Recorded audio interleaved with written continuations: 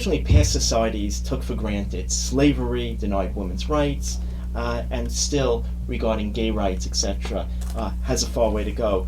When do you think society will believe in atheism and organized religion will go the way of the worship of pagan Greek gods?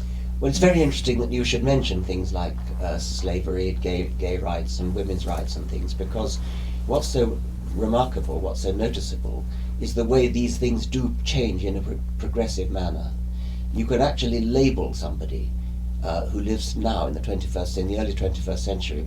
We are all labeled 21st century people because we have all moved on in our attitude to things like slavery, things like racism, to sexism, to gay rights and so on.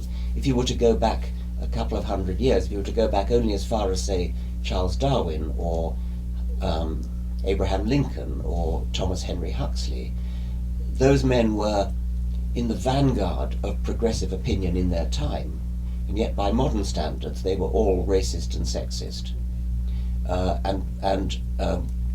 Similarly, in our time, people who are behind the curve would be a little bit more like Victorian people, but probably would be regarded as ultra-progressive in Victorian times.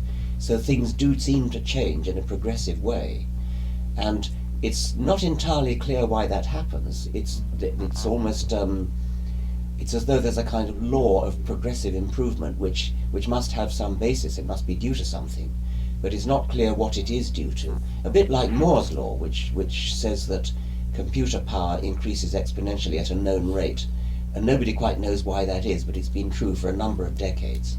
So there's a kind of equivalent of Moore's law, of progression of moral opinion. You ask how long will it be before religion dies. Many religions, of course, have died, as you point out. We no longer worship Thor with his hammer, Apollo, Zeus, etc.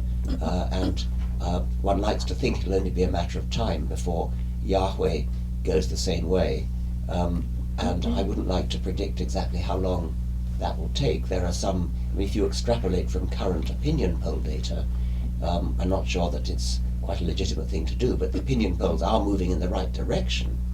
The number of people who classify themselves as having no religion in America and in Europe as well is steadily increasing, and if you extrapolate that, then we're all going to be irreligious by the end of the century.